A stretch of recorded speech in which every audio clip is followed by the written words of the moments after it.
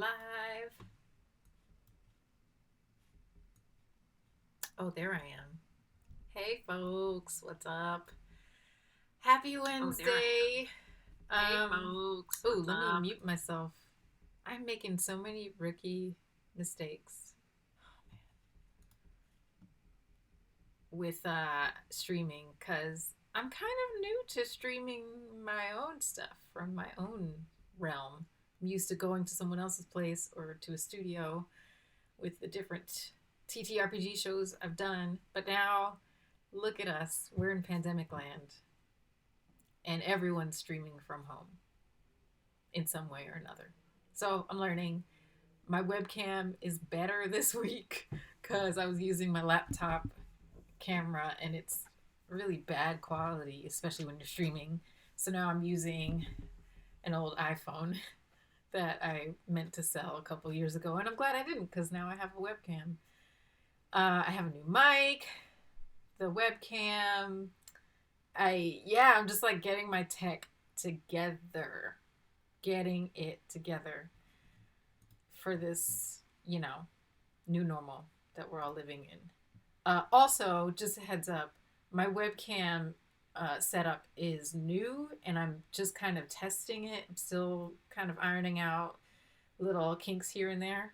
So I might have some like blips and blobs with my visuals. And if that happens, I'm going to keep a close eye on it so that if that happens, I can very quickly like reset the cam. Um, so apologies in advance if that does happen. I'll try to be quick about fixing the problem. Uh, but yeah, so today I'm reading part three of The Machine Stops by E.M. Forster. Before I do that, though, I wanted to just talk a little bit about the story because I know, some people may not have listened in for the first two parts. And also, before I even do that, I wanted to say thank you to everyone who has followed us over the past week. Thank you to everyone who is watching now and who watched on Monday when we did our live YA dystopia show. That was so fun. Honestly, like we finished the show and we all were just like bubbling with all this energy and excitement because we were nervous about doing our first first of all doing our first live stream show on Twitch as a Ripley as our ensemble. Even though we've like performed together for 4 years now, we've been on camera improvising films with no scripts, we've been on stage improvising plays with no scripts, but this is the first time we did that live streaming to the world for anyone and everyone to see. And so that was a big deal for us, and we were like excited, but we were a little nervous too. And Amanda Troop, our director, did a great job of helping us get this show on its feet and taking it from our stage genre to and making it into an online Zoom/Twitch genre that happens just in this box, which is not easy to do, y'all. I just want to, give Amanda a lot of love because that is not easy to do. And she wrangled us. She thought through a lot of different problems, and then we figured out more fixes as we were rehearsing. And she did a great job. And I'm so proud of us, and I'm so happy. And thanks for joining us. We are going to do it again. We are like figuring out what our schedule will be. So if you don't already follow us, definitely follow us. Subscribe if you can. That would be awesome. And we'll be back with more dystopia and also with more streams like this where we're just chatting or gaming or doing all sorts of things. So thank you for that. Okay, so now I want to talk about the machine stops. So if you listen to the first part and the second part, one or the other or both, then you already know what happened. But I'm going to give a quick recap for new folks. And also at the end of this stream, after I read part three, I'm going to also talk about E.M. Forrester himself because he has an actually like interesting life story. So in the beginning of The Machine Stops, we learn that we are in a world where people live underground and they live in these pods that are basically the perfect little environment. It's like if you took your bedroom and made it into your whole life.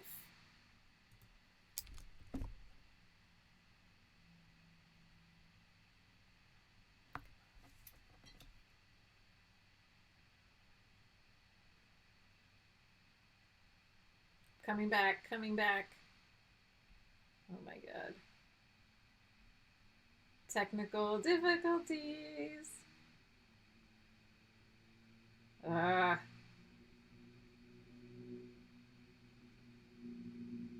Oh, it's not coming back. Okay. I might need to just use my little oh, here I am. I'm back. Oh my goodness. You know what? It's all good. This is technology for you. Okay, I might just switch to my laptop camera just because I don't want to keep you all hanging while I figure out this tech. So, give me 1 second. Oh dear. Oh, it's really frozen. Oh my god. Oh, it's stuck. It's stuck, y'all. It's stuck.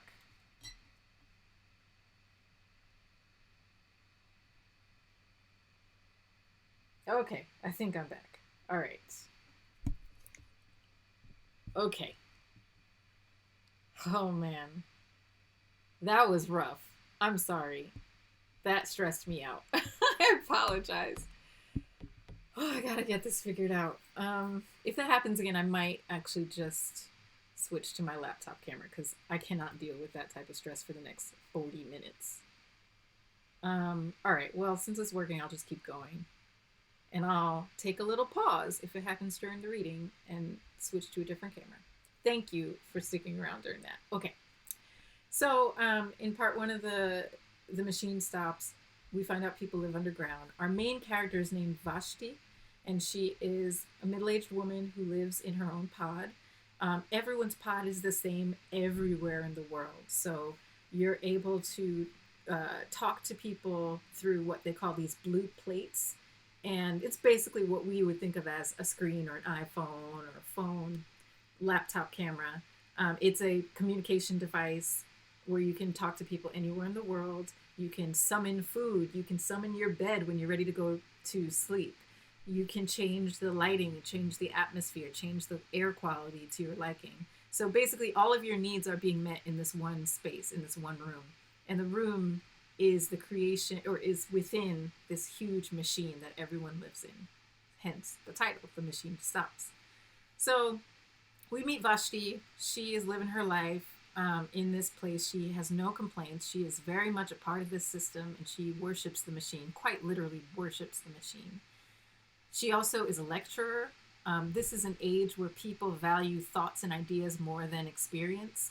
And in fact, they look down on direct experience. It is like shunned to have a direct experience. If you haven't learned of how something is in the world or what something is through several different people's accounts, then you're not learning it correctly according to them. You don't want to actually experience the mountains. You want to hear what 10 people before you experienced the mountains as, and that's how you get your knowledge and experience.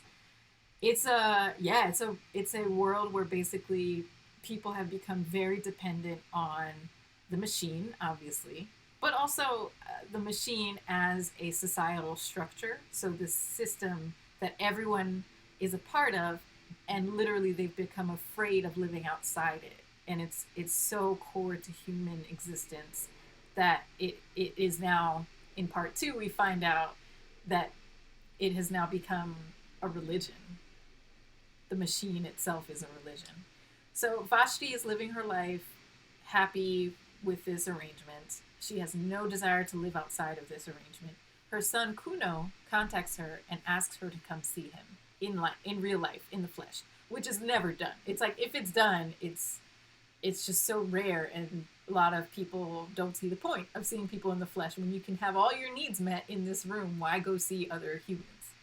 But Kuno has requested that his mom comes and sees him in the other hemisphere from where she's living. And she is reluctant at first. But she decides to go because she has some affection for him, even though he basically was like grown in a laboratory, and she visited him a couple of times as he was growing up. She, probably more than a lot of other mothers and children in this age, has a bit more of a connection to him emotionally. So she's like, well, he is my son. So even though it's strange that he's asking me to come see him, I will come see him because he's my son.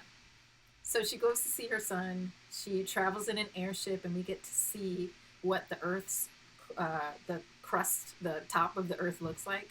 And you can still see mountains, you can still see snow, even though they don't know what the word for snow is anymore. She sees lots of clouds, and we learn that they have this airship system and it's part of the machine, but really soon it's going to be discontinued because no one needs to travel anymore. They have everything they need in their little pods. We also see her interacting with other travelers and the flight attendant. It is not customary to touch one another. It's actually like taboo to physically touch humans. And we see how Vashti is completely shaken when someone touches her by mistake. She just loses her mind. um, so, and now we are towards the end of the story. So Vashti has gone to see her son Kuno in part 2. They had a quick visit. He admits to her that he is having ideas that are counterculture. He wants to go see what the Earth looks like outside of the machine for himself. This is very controversial. Vashti tries to talk him out of it gently, but he's very convinced. He accuses her of worshiping the machine. She denies it, but it's true. She does worship the machine. And soon everyone will be required to worship the machine, which neither of them know at this point. But she leaves, goes back to her Southern Hemisphere pod, doesn't hear from him for months and months, and until he calls her once again, and he says, "The machine stops." And she says, "What do you mean? What do you say?" And he just says those words, "The machine stops," and then he hangs up.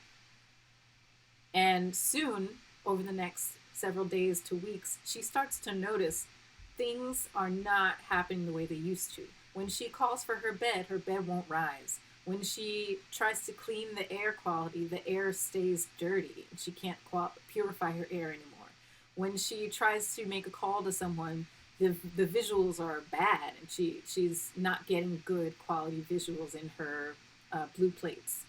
So the machine is starting to break down, and it takes a long time for Vashti to finally realize something is wrong.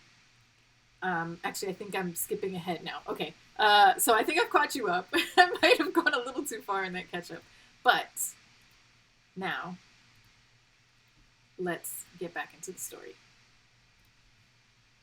And again, if I need to take a break for tech, please forgive me. Thank you in advance for your patience.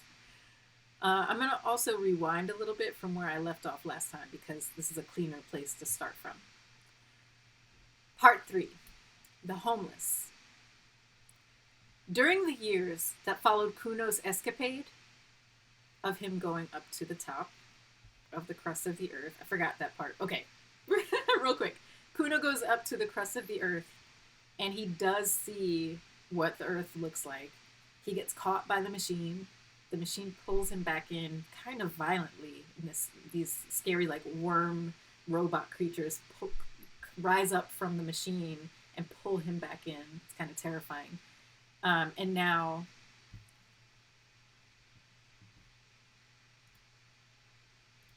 hold. Okay, I'm back, I think.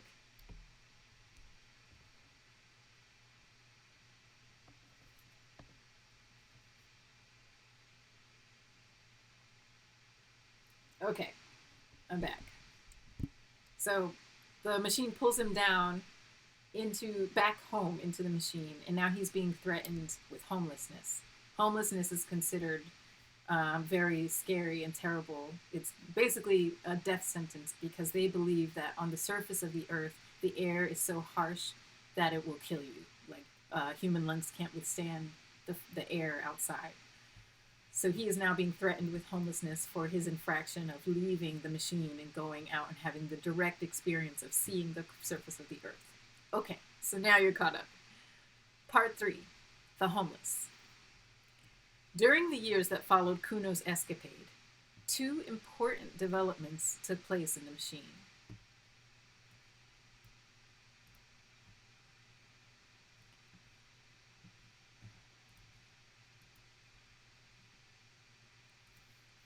Oh man.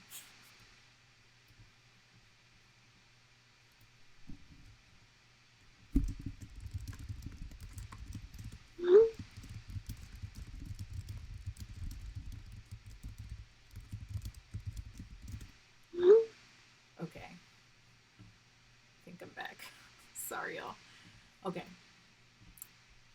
During the years that followed Kuno's escapade, 2 important developments took place in the machine.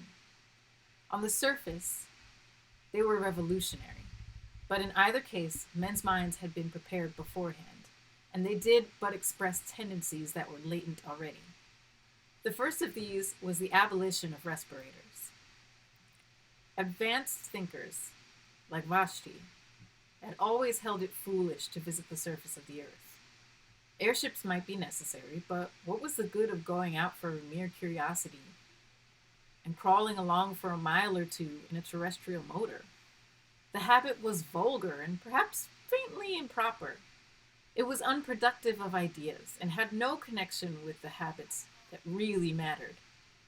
So respirators were abolished, and with them, of course, the access to their subject, the terrestrial motors, except for a few lecturers who complained that they were debarred access from their subject matter. The development was accepted quietly. Those who still wanted to know what the earth was like had, after all, only to listen to some gramophone or to look into some cinematophote. And even the lecturers acquiesced when they found that a lecture on the sea was nonetheless stimulating when compiled out of other lectures that had already been delivered on the same subject. "Beware of first-hand ideas!" exclaimed one of the most advanced of them. "First-hand ideas do not really exist. They are but the physical impressions produced by living and fear. And on this gross foundation, who could erect a philosophy? Let your ideas be second-hand, and if possible, 10th-hand, for then they will be far removed from that disturbing element, and if possible, 10th-hand. For then they will be far removed from that disturbing element, direct observation. Do not learn anything about this subject of mine, the French Revolution. Learn instead what I think, that any Charman thought, Urizen thought, Kutch thought, Ho Young thought, Chibo Singh thought, Lafcadio Hearn thought, Carlyle thought, Mirabeau said about the French Revolution. Through the medium of these 10 great minds, the blood that was shed at Paris and the windows that were broken at Versailles will be clarified to an idea which you may employ most profitably in your daily lives. But be sure that the intermediates are many and varied, for in history one authority exists to counteract another. Urizen must counteract the skepticism of Hoyoung and Annie Charman. I must myself counteract the impetuosity of Gutch. You who listen to me are in a better position to judge about the French Revolution than I am. Your descendants will be even in a better position than you, for they will learn what you think I think, and yet another intermediate will be added to the chain. And in time, his voice rose, there will come a generation that had got beyond facts.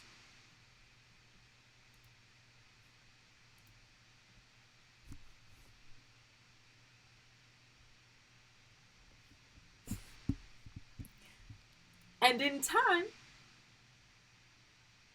there will come a generation that had got beyond facts, beyond impressions, a generation absolutely colorless, a generation seraphically free from taint of personality, which will see the French Revolution not as it happened, nor as they would like it to have happened, but as it would have happened had it taken place in the days of the machine.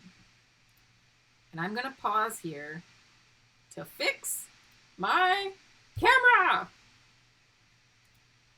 I am fixing my camera, y'all. Please hold.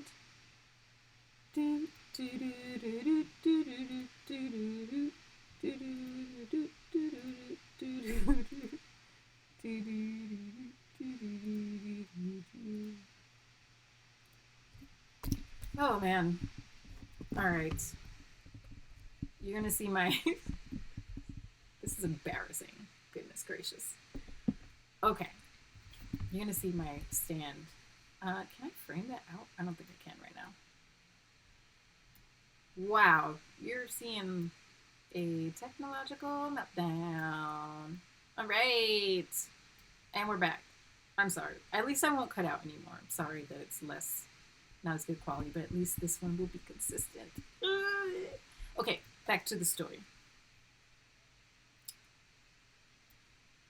Tremendous applause greeted this lecture, which did but voice a feeling already latent in the minds of men, a feeling that terrestrial facts must be ignored, and that the abolition of respirators was a positive gain.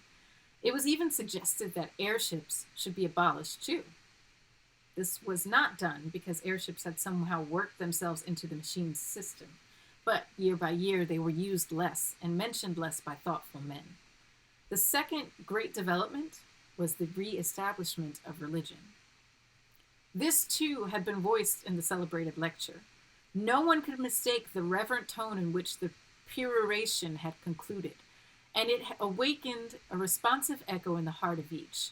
Those who had long worshipped silently now began to talk. They described the strange feeling of peace that came over them when they handled the book of the machine, the pleasure that it was to repeat certain numerals out of it. However little meaning those numerals conveyed to the outer ear, the ecstasy of touching a button, however unimportant, or of ringing an electric bell, however superfluously. The machine, they exclaimed, feeds us and clothes us and houses us. Through it we speak to one another, through it we see one another, in it we have our being. The machine is the friend of ideas and the enemy of superstition. The machine is omnipotent, eternal. Blessed is the machine. And before long, this allocution was printed on the first page of the book. And in subsequent editions, the ritual swelled into a complicated system of praise and prayer. The word religion was sedulously avoided, and in theory, the machine was still the creation and the implementation of man, but in practice, all, save a few retrogrades, worshipped it as divine. Nor was it worshipped in unity. One believer would be chiefly impressed by the blue optic plates, through which he saw other believers, another by the mending apparatus, which sinful Kuno had compared to worms, another by the lifts, another by the machine as a whole. Persecution, that also was present. It did not break out for reasons that will be set forward shortly, but it was latent, and all who did not accept the minimum known as undenominational mechanism lived in danger of homelessness, which means death, as we know. To contribute these two great developments to the Central Committee is to take a very narrow view of civilization. The Central Committee announced the developments, it is true, but they were no more the cause of them than were the kings of the imperialistic period the cause of war. Rather did they yield to some invincible pressure, which came no one knew whither, and which, when gratified, was succeeded by some new pressure equally invincible. To such a state of affairs it is convenient to give the name of progress. No one confessed the machine was out of hand. Year by year it was served with increased efficiency and decreased intelligence. The better a man knew his own duties upon it, the less he understood the duties of his neighbor, and in all the world there was not one who understood the monster as a whole. Those master brains had perished. They had left full directions, it is true, and their successors had each of them mastered a portion of those directions. But humanity, in its desire for comfort, had overreached itself. It had exploited the riches of nature too far. Quietly and complacently, it was sinking into decadence, and progress had come to mean the progress of the machine. As for Vashti, her life went peacefully forward until the final disaster. She made her room dark and slept. She awoke and made the room light. She lectured and attended lectures. She exchanged ideas with her innumerable friends and believed she was growing more spiritual. At times, a friend was granted euthanasia and left his or her room for the homelessness that is beyond all human conception. Vashti did not much mind. After an unsuccessful lecture, she would sometimes ask for euthanasia herself. But the death rate was not permitted to exceed the birth rate, and the machine had hitherto refused it to her. The troubles began quietly, long before she was conscious of them. One day she was astonished at receiving a message from her son. They never communicated, having nothing in common, and she had only heard indirectly that he was still alive, and had been transferred from the northern hemisphere, where he had behaved so mischievously, to the southern, indeed to a room not far from her own. "Does he want me to visit him?" she thought. "Never again, never, and I have not the time." No, it was madness of another kind. He refused to visualize his face upon the blue plate, and speaking out of the darkness with solemnity said, "The machine stops." "What do you say?" "The machine is stopping. I know it. I know the signs." She burst into a peal of laughter. He heard her and was angry, and they spoke no more. "Can you imagine anything more absurd?" she cried to a friend. "A man who was my son believes that the machine is stopping. It would be impious if it was not mad." "The machine is stopping?" her friend replied. "What does that mean? The phrase conveys nothing to me." "Nor to me." "He does not refer, I suppose, to the trouble that there has been lately with the music?" "Oh, no, of course not. Let us talk about music. Have you complained to the authorities?" "Yes, and they say it wants mending and referred me to the committee of the mending apparatus. I complained of those curious gasping sighs that disfigure the symphonies of the Brisbane school. They sound like someone in pain. The committee of the mending apparatus say that it shall be remedied shortly." Obscurely worried, she resumed her life. For one thing, the defect in the music irritated her. For another, she could not forget Kuno's speech. If he had known that the music was out of repair, he could not know it, for he detested music. If he had known that it was wrong, "the machine stops," was exactly the venomous sort of remark he would have made. Of course, he had made it at a venture, but the coincidence annoyed her, and she spoke with some petulance to the committee of the mending apparatus. They replied, as before, that the defect would be set right shortly. "Shortly? At once!" she retorted. Sorry, that was big, y'all. Sorry. "Shortly? At once!" she retorted. "Why should I be worried by imperfect music?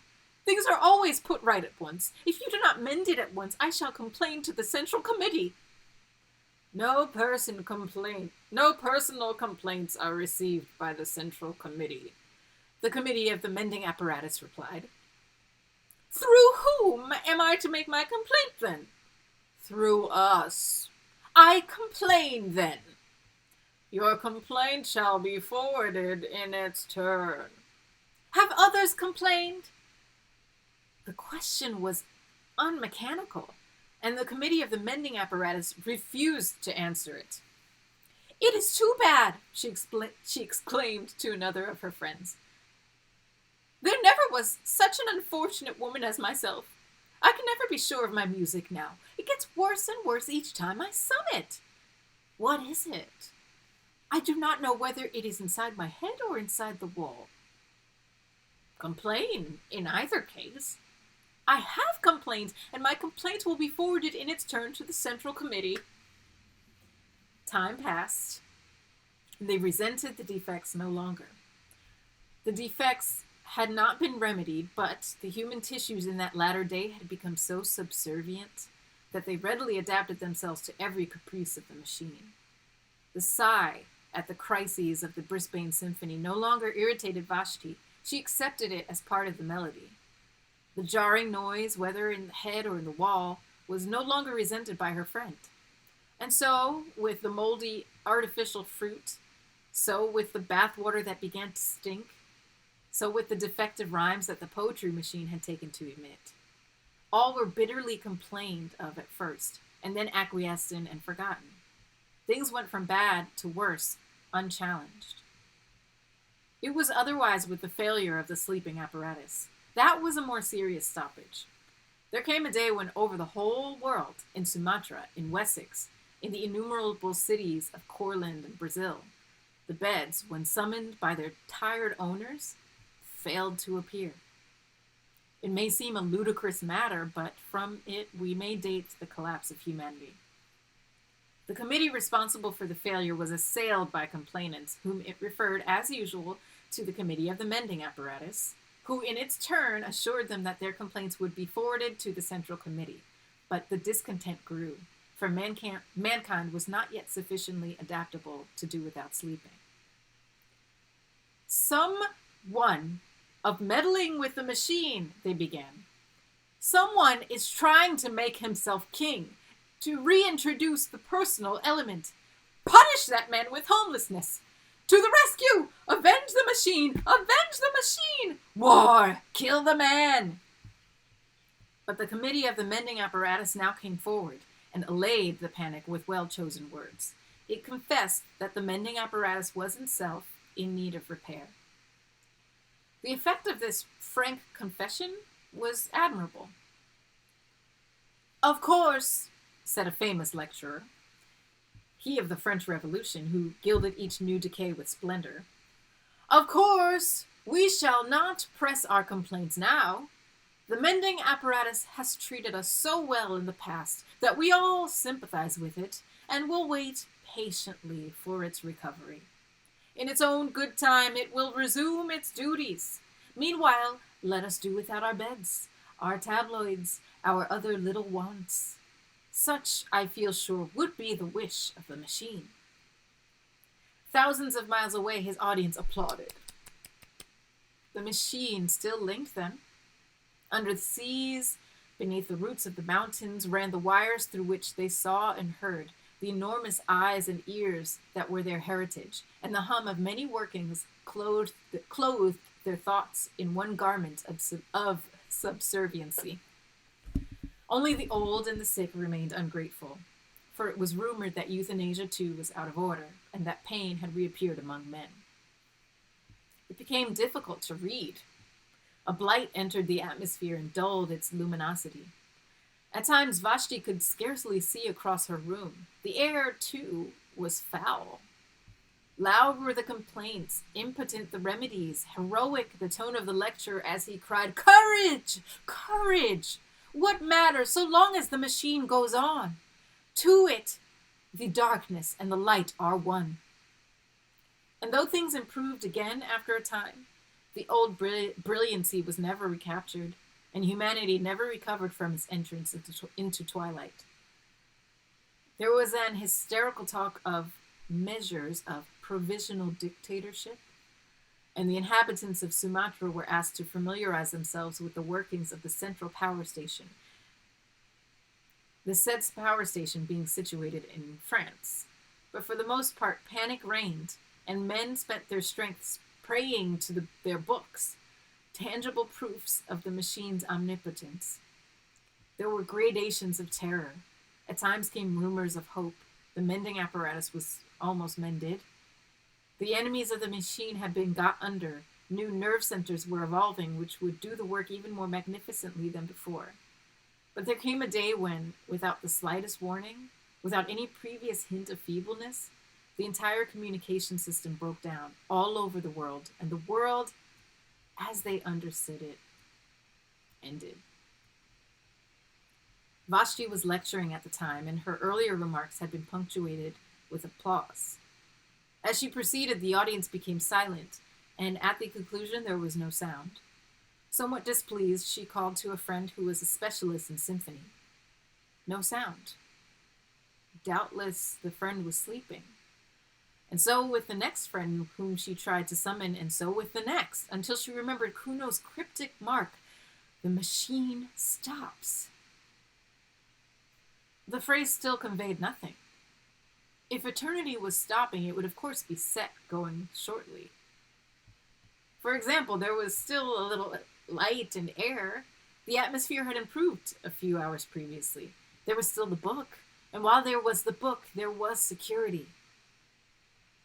And then she broke down, for with the cessation of activity came an unexpected terror: silence. She had never known silence, and the coming of it nearly killed her. It did kill many thousands of people outright. Ever since her birth, she had been surrounded by the steady hum. It was to the ear what artificial air was to the lungs. An agonizing pain shot across her head. And scarcely knowing what she did, she stumbled forward and pressed the unfamiliar button, the one that opened the door of her cell. Now the door of the cell worked on a simple hinge of its own. It was not connected with the central power station, dying far away in France. It opened, rousing immoderate hopes in Vashti, for she thought that the machine had been mended. It opened, and she saw the dim tunnel that curved far away towards freedom. One look, and then she shrank back, for the tunnel was full of people. She was almost the last in that city to have taken alarm. People at any time repelled her, and these were nightmares from her worst dreams. People were crawling about, people were screaming, whimpering, gasping for breath, touching each other, vanishing in the dark, and ever and anon being pushed off the platform onto the live rail. Some were fighting round the electric bells, trying to summon trains which could not be summoned. Others were yelling for euthanasia or for respirators, or blaspheming the machine. Others stood at the doors of their cells, fearing, like herself, either to stop in them or to leave them. And behind all the uproar was silence. The silence which is the voice of the earth and of the generations who have gone. No, it was worse than solitude. She closed the door again and sat down to wait for the end. The disintegration went on, accompanied by horrible cracks and rumbling. The valves that restrained the medical apparatus must have weakened, for it ruptured and hung hideously from the ceiling. The floor heaved and fell and flung her from the chair. A tube oozed towards her, serpent fashion, and at last the final horror approached.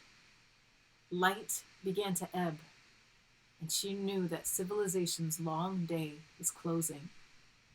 She whirled around, praying to be saved from this at any rate, kissing the book, pressing button after button. The uproar outside was increasing and even penetrated the wall. Slowly, the brilliancy of her cell was dimmed. The reflections faded from the metal switches. Now she could not see the reading stand, now not the book, though she held it in her hand. Light followed the flight of sound. Air was following light, and the original void returned to the cavern from which it has so long been excluded. Vashti continued to whirl, like the devotees of an earlier religion, screaming, praying, striking at the buttons with bleeding hands. It was thus that she opened her prison and escaped. Escaped in the spirit, at least, so it seems to me, ere my meditation closes. That she escapes in the body, I cannot perceive that. She struck, by chance, the switch that released the door, and the rush of foul air on her skin, the loud throbbing whispers in her ears, told her that she was facing the tunnel again, and that tremendous platform on which she had seen men fighting. They were not fighting now. Only the whispers remained, and the little whimpering groans. They were dying by hundreds, out in the dark. She burst into tears. Tears answered her. They wept for humanity, those two, not for themselves. They could not bear that this should be the end. Ere silence was completed, their hearts were opened, and they knew what had been important on the earth. Man, the flower of all flesh, the noblest of all creatures visible, man who had once made God in his image and had mirrored his strength on the constellations. Beautiful, naked man was dying, strangled in the garments that he had woven. Century after century had he toiled, and here was his reward. Truly, the garment has seemed heavenly at first, shot with colors of culture, sewn with the threads of self-denial. And heavenly it had been so long as man could shed it all at will and live by the essence that is his soul, and the essence equally divine that is his body. The sin against the body, it was for that they wept in chief. The centuries of wrong against the muscles and the nerves, and those 5 portals by which we can alone apprehend, glozing it over with talk of evolution until the body was white pap. The home of ideas is colorless, last sloshy stirrings of a spirit that had grasped the stars. "Where are you?" she sobbed. His voice in the darkness said, "Here." "Is there any hope, Kuno?"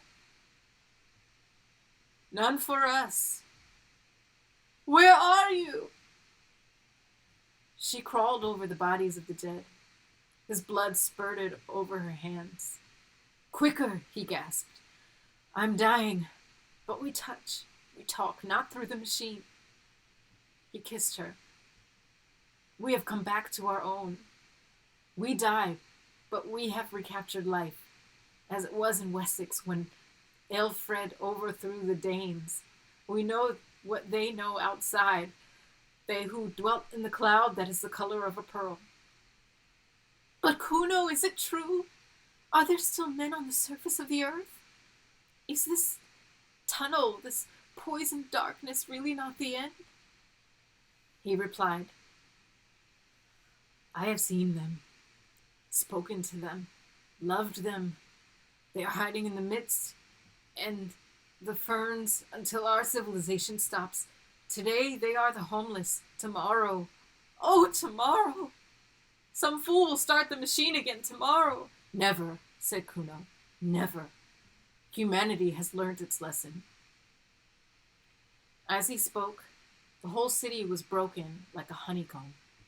An airship had sailed in through the vomitory into a ruined wharf. It crashed downwards, exploding as it went, rending gallery after gallery with its wings of steel. For a moment, they saw the nations of the dead, and before they joined them, scraps of the untainted sky. This has been The Machine Stops by E.M. Forster.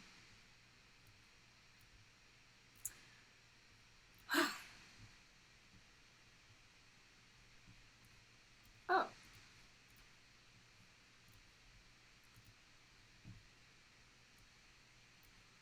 So, I feel emotionally compromised by this story.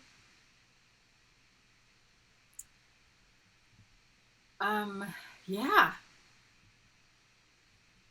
If anyone's still there listening, I'm sorry, I'm having so many technical troubles that, okay, now I see that I am here.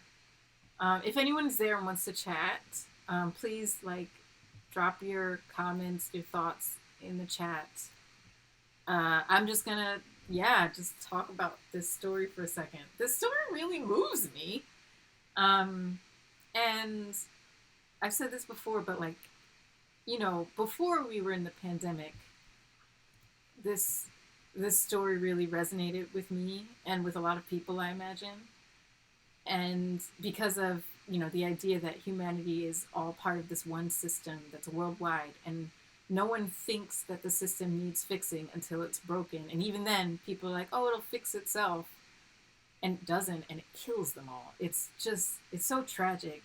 And what's terrifying is that, this is a huge allegory for what we have currently in our society, in our world. Our system has become more and more global. Our economic systems have become more and more global. We already communicate globally, like in the machine.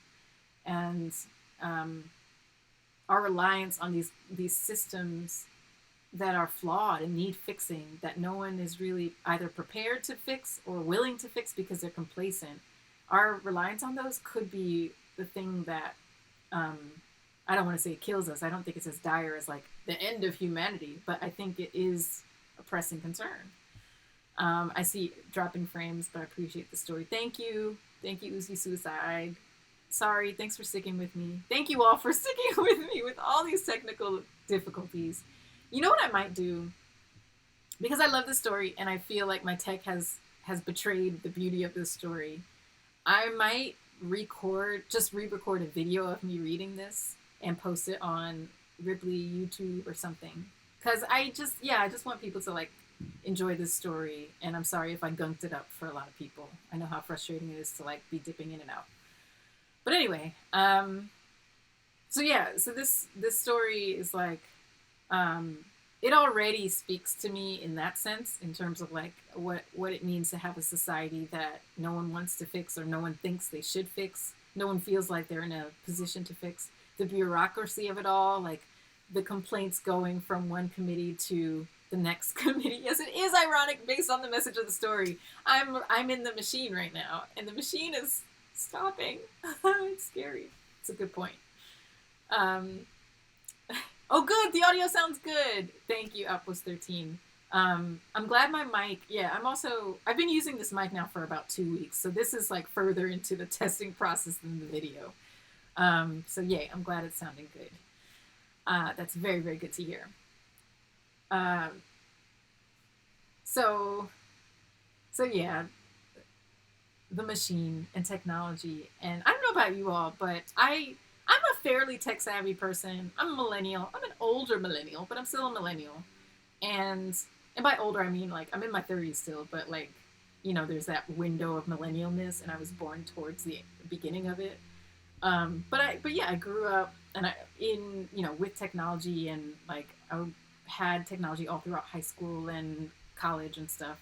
So I'm pretty tech savvy, but I notice when things go wrong with my tech, I get anxiety and I get frustrated. And you guys saw it live. Actually, I felt like I kept pretty cool because I was live and people were watching. But yeah, it's frustrating. So much of the world is reliant on technology, our banking, and now being in quarantine, our social lives, our work, kids going to school, teachers teaching through tech. It's hard and it's scary to be so reliant on technology all the time. And this is where we are right now in society. So since this is a dystopian story, I am getting kind of dark and sad with these themes. So I'm going to try to like bring in the hope. What I love about dystopia is that, to me, by reading dystopia, by taking it in, we're actually infusing ourselves with hope, because we're showing ourselves that here's the thing that is the worst. This is like the worst thing that can happen in one extreme or another. And by reading these stories and by putting that possibility in our minds, we're also putting the opposite. We're saying, this is a warning to ourselves, to our brains, to our societies. We're saying, yeah, it could get this bad, but we have time between now and this. We have so much time. 1984 is also like it actually is my favorite dystopian novel, 1984, like full stop. And what's kind of frightening is that there are some things that, just like in The Machine Stops, just like in a lot of other dystopian stories, there's some things that are now true that are happening. Like in 1984, the Ministry of Truth. I feel like that's happening. I feel like we have a government, an administration right now, and a whole swath of the right-wing media that has like basically spawned this type of administration. That's the Ministry of Truth. That's like basically saying one thing and then a minute later saying, that's not what we said. That's not, nope, that's not it. Literally just changing the truth as they go along. That's what the Ministry of Truth did. They went through the newspapers and the news stories, and anything, if policy changed from Big Brother and it counteracted what was previously reported, they changed what was reported so that now that was not the truth, and that never existed. And if you acknowledged it, you're bad. You're counter culture. So yeah, I love dystopia because even though it's dire and scary and these things kind of they suck, I think they're warnings, and I hope that we can heed these warnings more. And I'm so grateful for dystopian writers for taking their brains into that far dark future for us, so that we can hopefully get some warnings. Uzi Suicide. I wonder why so many dystopian novels are targeted towards teens. Well, I mean, that's a good, yeah. That's I think it's because these are the types of thoughts that that teens and young people should start having in a weird way. I mean, with guidance and with hopefully the hope to counteract it. We don't want to be raising people who are actually like, yes, let's build a machine. Like, oh no, that's not the message we hope to get from dystopia. We want to be raising people who learn that, like in the machine, in the end of the machine, they realized, oh my God, the thing that was worth saving was humans. It was us. We were worth saving. And we should have saved ourselves. We shouldn't have relied on the machine. And we can't right now rely on economic systems or billionaires or companies to save us, or government even. We have to save ourselves. We have to step in and serve in government if we want to save ourselves. To me, that's the message from dystopia. So yeah, I was going to talk about dystopia and something. Oh, the pandemic. Yeah, I just wanted to see. Yeah, I just wanted to share like how I'm doing with the pandemic. Overall, I'm doing okay. I am both fortunate and unfortunate because I have a chronic pain condition called fibromyalgia. And leading up to the pandemic, for the past couple of years, a lot of my life and stuff that I do, my work and my social life, it all was already kind of becoming more inward. I basically wasn't going out and socializing as much. I was already like getting telemedicine, doctor's appointments here and there. I already, like, my therapist, I've been seeing her on telemedicine for like 6 months to, yeah, about 6 months now. So there was some stuff in my life that was set up so that this pandemic hit and I didn't have to adjust certain things too much. I was already like getting groceries delivered because I have a lot of pain in my hands and in my back and my hips and blah blah blah. And so carrying groceries was painful. And so I would just have groceries delivered once every couple of weeks and then go to the market for like small things so I'm not carrying big bags. So that was fortunate. But I am unfortunate in that there are certain things that I do to manage my pain, like getting massages and going to a special kind of sauna that's supposed to help with your muscles. And I haven't been able to do that for like 3 months. And so my pain is like, I'm managing it, but it's also, I can tell that my body is affected by these things. And I manage by resting a lot, sleeping a lot, drinking a lot of water, eating as healthy as possible, but also baking a lot. I bake a lot. And yeah, I'm just trying to have a good balance of self-care and doing creative projects because that makes me really happy to be creative. And oh, you have sciatica. Yeah. Oof, that's rough. I haven't had sciatica pain, but I know when I've described my pain to people with sciatica, it is like my hip pain is kind of similar to that, except it doesn't shoot down in the same way. But anyway, I feel for you. I'm sorry. Oh, yay, Mexican Robin. I'm so glad. Yay. Oh, you were meditating. That's awesome. Yay. I was just about to say, I deal with my stuff with meditation too.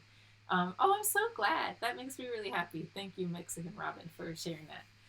And yay for your meditation. What kind of meditation do you, if you don't mind sharing a little bit? I love to like trade meditation, info with people. Um, I do. I try to do mostly transcendental because I like to have hope. Like I said, dystopia, hope.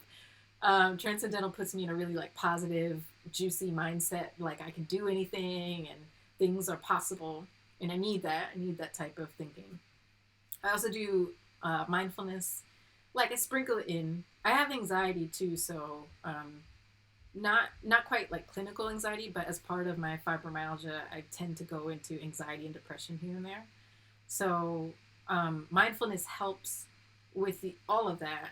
But I notice if I do mindfulness every day, mindfulness meditation, it actually makes me a little bit hyper aware of everything, and that makes me more anxious. So I only do mindfulness here and there, and I mostly do like mindful breathing and rhythmic breathing and stuff like that. So anyway, that's how I'm coping. Uh, thank you to the thank you folks for like sticking around and for sharing this time with me. It makes me really happy to get to share this story with you all. I don't know when I will stream next on Ripley Improv. I think I don't know if you know me through Ripley or through Aliza stuff, TTRPG, Callisto. I don't know how you know me, but I I'm a part of Ripley Improv, and I am planning to stream maybe once a week with under Ripley banner. And then, of course, we're going to do our shows. We're not sure how often yet. But I also am considering starting to do some streaming on my channel, Appease Aliza. And so I'm going to put that in the chat right now so that you can go find me over there. That's a me. And so, yeah, I haven't figured out yet what I'm going to be streaming over on Appease Aliza. I love Star Trek and I love sci-fi. And I'm like not a very good gamer, but I like games. So I'm thinking about trying to get a setup where I can stream Star Trek Online. Oh, I don't know. It makes me nervous because I got to figure that out. But I might stream that or some other sci-fi games. I might. Someone suggested I do a cooking stream. A few people suggested that, and I'm like wrapping my head around that. That would be super fun. And I might also do some type of music thing, improvised musical monologue thing that I've been kicking around this idea for a few months. Might do that as a stream. But yeah, Mexican Robin's eggs. They have positive meditation as well. Yay, yeah. Oh my god, it helps so much. On days like today, I needed to do that. Sometimes I play music. Yay, beautiful. I love it. Yeah, I love Transcendental for that reason because it is very positive and um, it just makes me feel like anything is possible. Like I can do anything that like, and also it also kind of like takes me off the hook because sometimes I'm like I'm not doing enough, I'm not working hard enough, and it just calms me right down so I can just be present in the moment and know that the work I've done has led me to here, and I will keep chipping away at my greater goals, and that's all I need to do. Yeah, STO, laryngitis. Awesome. Yeah, that's great. I played a little bit of it back when we were playing Shield of Tomorrow on Geek and Sundry, and then I stopped because like I said, I'm not a good gamer. Yeah, I don't know. I could. That's a whole other stream to talk about that. But if I start gaming as a stream, then yeah, we're gonna talk about that. So we'll see. But STO, I actually have a character in STO that was.